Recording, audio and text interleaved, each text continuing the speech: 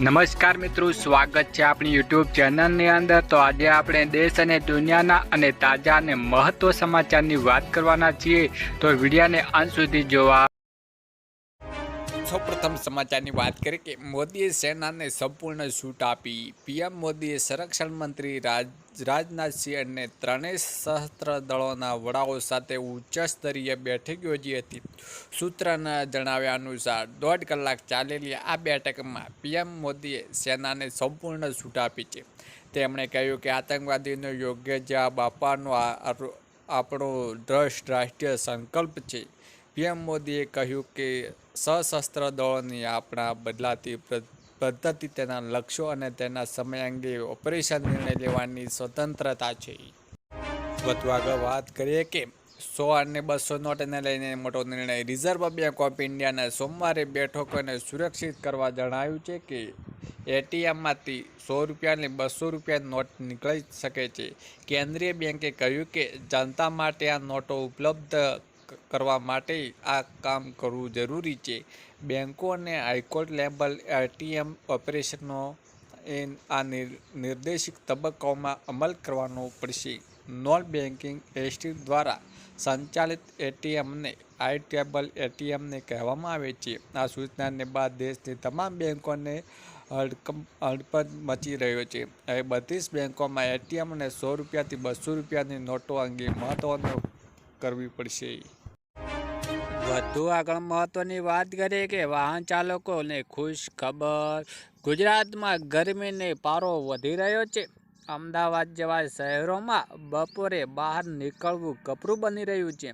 એવામાં લોકોને ગરમીથી રાહત આપવા માટે અમદાવાદ મ્યુનિસિપલ કોર્પોરેશન દ્વારા એક મહત્વનો નિર્ણય લેવામાં આવ્યો છે, જેમાં હવે ગરમીમાં વાહન ચાલકોને સિગ્નલ કારણે તડકામાં તપવું નહીં પડે ને તે સવારે 11 થી 5 વાગ્યા સુધી ટ્રાફિક સિગ્નલ પાર કરી શકે છે।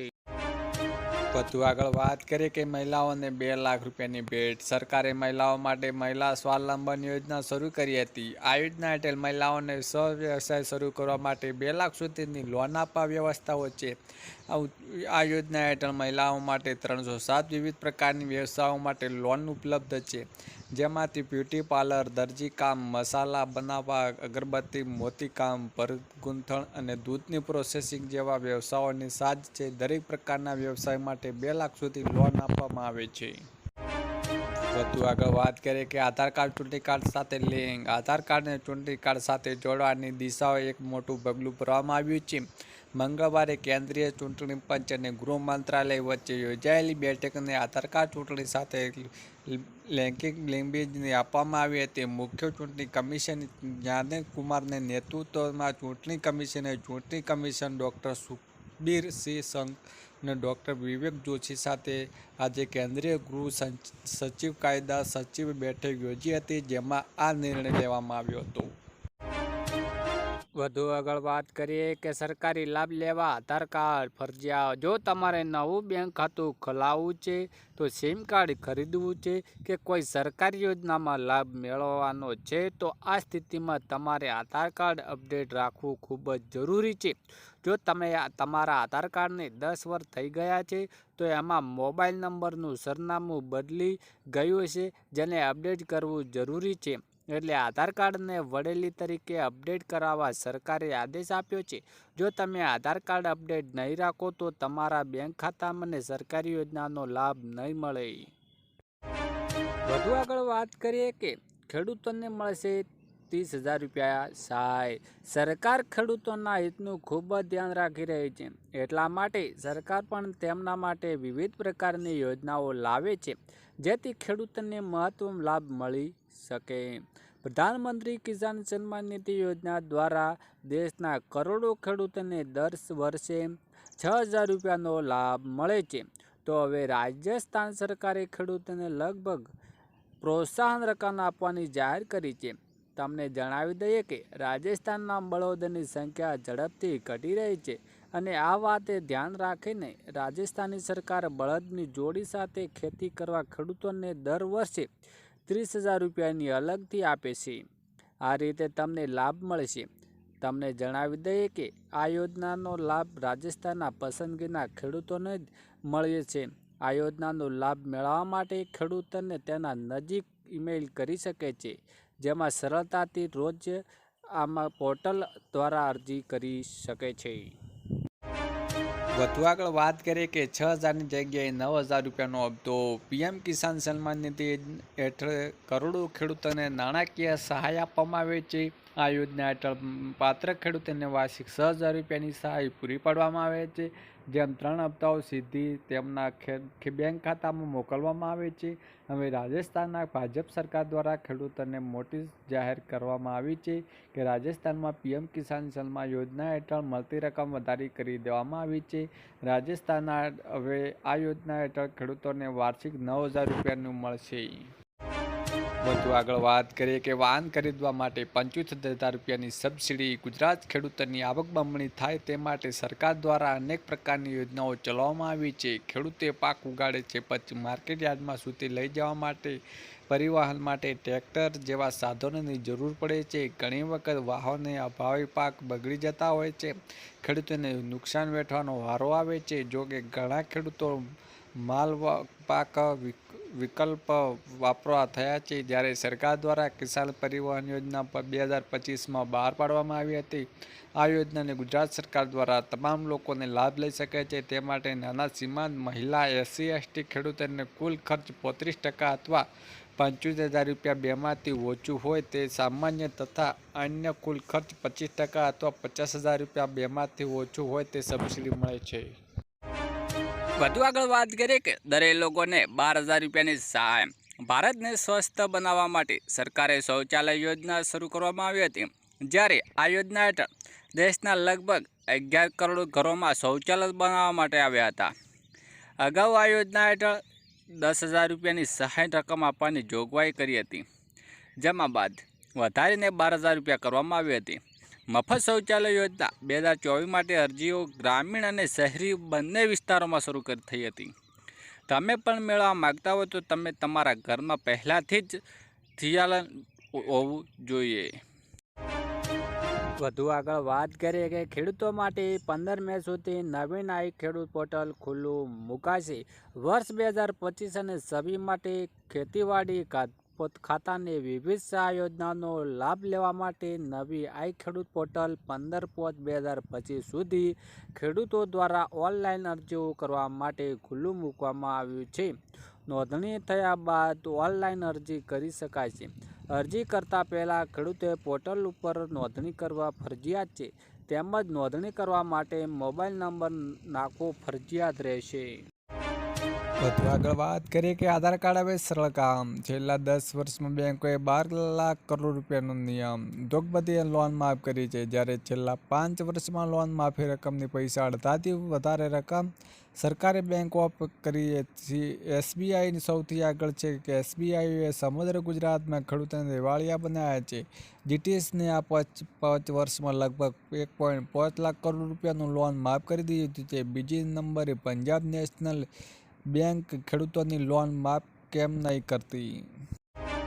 વધુ વાત કરીએ કે રાજ્યના ખેડૂતોના હિતના સરકારનો ઐતિહાસિક નિર્ણય. ગુજરાતના ખેડૂતોને પડતી મુશ્કેલીઓને અને તેમની માગણીઓને ધ્યાને લઈને રાજ્ય સરકારે ખેડૂતોની ખેતી વિષય વીજળ જોડાવા વધુ સરળતાથી પૂરા પાડવાની ઉર્જા મંત્રી શ્રી કનુ દેસાઈને ખેડૂતોના હિતમાં વધુ એક મહત્વનો નિર્ણય લીધો છે. તે 7/12ના ઉતારામાં 1 કરતાં વધારે સડામીટ નામનો હોય તો દરેક સડામીટના સર્વે નંબર જમીનના ક્ષેત્રને ધ્યાને લીધા વગર જ વીજ જોડાણ આપવાનું રહેશે. વધુ આગળ વાત કરીએ કે ખેડૂતોને પાક ધિરાણ લોન માફ.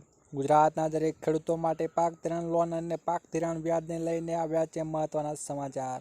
ખેડૂતોને લીધેલી લોનને નવી જૂની કરવા ખેડૂતો પાસેથી કેશ પેમેન્ટ માંગવાની બદલે ડાયરેક્ટ બેંકમાંથી ઓટો રિન્યૂ કરી આપવામાં આવે તેવી માંગ ખેડૂત દ્વારા કરવામાં આવી છે. તેમજ ખેડૂતનું પાક ધિરાણ વ્યાજ માફ કરવામાં આવે તો એવી માંગ ખેડૂતો કરી રહ્યા છે. જ્યારે ખેડૂતો બેંકના લોન પૈસા ભરવા માટે બહારથી વ્યાજ પૈસા લાવીને વ્યાજ પૈસા ભરે છે અને જેથી ખેડૂતોને ઓટો રિન્યૂ સુવિધા આપીને ખેડૂતોને થોડી રાહત આપવા આવી તેવી માંગ ખેડૂતો કરી રહ્યા છે. વધુ આગળ વાત કરીએ ખેડૂતોની પાક ધિરાણ લોનમાં ગુજરાતના દરેક ખેડૂતો માટે પાક ધિરાણ લોન અને પાક ધિરાણ વ્યાજને લઈને આવ્યા છે મહત્વના સમાચાર. ખેડૂતોએ લીધેલી લોનની નવા જૂની કરવા ખેડૂતો પાસેથી કેશ પેમેન્ટ માંગવાની બદલે ડાયરેક્ટ બેંકમાંથી ઓટો રિન્યુ કરી આપવામાં આવશે તેવી ખેડૂતો દ્વારા કરવામાં આવી છે. તે ખેડૂતોનું પાક ધિરાણ વ્યાજ માફ કરવામાં આવે એવી માંગ ખેડૂતો કરી રહ્યા છે. જ્યારે ખેડૂતો બેંક લોનના પૈસા ભરવા માટે બહારથી વ્યાજ પૈસા લાવીને વ્યાજ ભરે છે, જેથી ખેડૂતોને ઓટો રિન્યુ સુવિધા આપીને ખેડૂતો થોડી રાહત આપવામાં આવે તેવી માંગ કરી રહ્યા છે. વધુ વાત કરીએ કે ખેડૂતની આવક કેટલી વધશે. ખેડૂતોની આવક બમણી કરતા વાતો વચ્ચે વાસ્તવિકના અલગ જ છે. ખાસ કરીને ગુજરાતના ખેડૂતોની આવક ઘણી ઓછી છે. મેઘાલય, હરિયાણા જેવા રાજ્યોને કરતાં ગુજરાતના ખેડૂતોની માસિક આવક ઓછી છે. કૃષિ મંત્રાલયે લોકસભામાં આ વાતનો સ્વીકાર કર્યો છે. ગુજરાતના ખેડૂતોની આવકની દ્રષ્ટિએ દેશના 11મા ક્રમે છે. ગુજરાતના ખેડૂતોની માસિક આવક 12,600 રૂપિયા છે. વધુ આગળ વાત કરીએ કે ખેડૂતોના પૈસા ડબલ થશે. ગુજરાત રાજ્યના ખેડૂતોને પૂર, દુકાળ અને અતિવૃષ્ટિ જેવી કુદરતી આપત્તિઓમાં રાહત આપવા ઓગસ્ટ 2020ના રોજ ગુજરાત સરકાર દ્વારા મુખ્યમંત્રી કિસાન સહાય યોજના શરૂ કરવામાં આવી હતી. ગુજરાત કિસાન સહાય યોજના અંતર્ગત રાજ્યના સરકાર દ્વારા ખેડૂતોને મહત્તમ 4 હેક્ટર માટે કૃષિ પેદાશોને નુકસાન માટે 33%થી 60% નુકસાન વળતર આપશે. કુદરતી આફતોને કારણે થતા નુકસાનના કિસ્સામાં ખેડૂતોને 20,000 રૂપિયાનું વળતર આપવામાં આવશે અને 60% કરતાં વધારે નુકસાન થયું હશે ને તેના માટે હેક્ટર દીઠ માટે 25,000 રૂપિયાનું વળતર આપવા માટે સરકારે મોટી જાહેરાત કરી છે. વધુ આગળ વાત કરીએ કે ભારત સરકારનો મોટો નિર્ણય. પાકિસ્તાન સાથે સિંધુ જળ કરાર રોકાયો. 48 કલાકમાં પાકિસ્તાનોને ભારત છોડવા અલ્ટિમેટમ. પાકિસ્તાનની ઓછા વિઝા પણ રદ કરાશે. ભારત પાકિસ્તાનની દૂતાવાસ બંધ. અટારી ચેકપોસ્ટ બંધ કરાઈ. દેશવાસીઓની લાગણી, પાકિસ્તાન પર થાય સર્જિકલ સ્ટ્રાઇક. સૌથી અગત્યની વાત કરીએ કે આજના તાજા ખેડૂત સમાચાર. આ સિવાય યાર્ડમાં અત્યારે સૌથી વધારે બટાકા અને ટામેટાની આવક થઈ રહી છે. બટાકાની આવક 42 ક્વિન્ટલ થઈ છે. ભાવની વાત કરવામાં આવે તો બટાકાનો ભાવ ખેડૂતોને 140થી 251 રૂપિયાને 1 મણનો ભાવ મળ્યો હતો, જ્યારે ટામેટાના ભાવમાં ખેડૂતોને 50થી 150 રૂપિયા મળ્યો હતો. ટામેટાની 1780 ક્વિન્ટલ આવક થઈ હતી, જ્યારે લીંબુના ભાવમાં 400થી 1250 રૂપિયા 1 મણનો ભાવ બોલાયો હતો. વધુ આગળ વાત કરીએ કે પહેલેથી કરી હતી હુમલાની આગાહી. ગુજરાતમાં ભૂકંપની સચોટ આગાહી કરનારા આગાહીકાર અંબાલાલ પટેલે આગાહી સાચી પડી છે. જી હા, અંબાલાલ પટેલે આજથી 15 દિવસ પહેલાં જ આતંકી હુમલા થવાની આગાહી કરી હતી, જે આખરે સાચી પડી છે. હવે અંબાલાલ પટેલનું કહ્યું હતું કે દેશમાં આતંકવાદી પ્રવૃત્તિઓ વધશે, બોર્ડર પર હલચલ થશે, ભારતીય સીમામાં સાચવતી પડશે. આ બધી આગાહીઓ કરી હતી. ગુજરાત સહિત સમગ્ર દેશમાં ખળભળાટ મચાવી દીધો હતો. છેલ્લે મહત્વની વાત કરી કે સોના અને ચાંદીની ચમકી ઓછી થઈ. આજે સોના અને ચાંદીના ભાવમાં ઘટાડો થયો છે. 24 કેરેટ સોનું 32 રૂપિયા ઘટીને 86,027 રૂપિયા પ્રતિ 10 ગ્રામે થયું છે, જ્યારે 22 કેરેટ સોનું 78,801 રૂપિયો પ્રતિ 10 ગ્રામે થયું છે. ચાંદી આજે 302 રૂપિયા ઘટીને 96,422 રૂપિયા પ્રતિ કિલો થઈ ગયું છે. નિષ્ણાતો માટે છે કે આગામી દિવસોમાં સોનું પ્રતિ 10 ગ્રામે 90,000 રૂપિયા અને ચાંદી પ્રતિ કિલો 1 લાખ રૂપિયા સુધી પહોંચી શકે છે.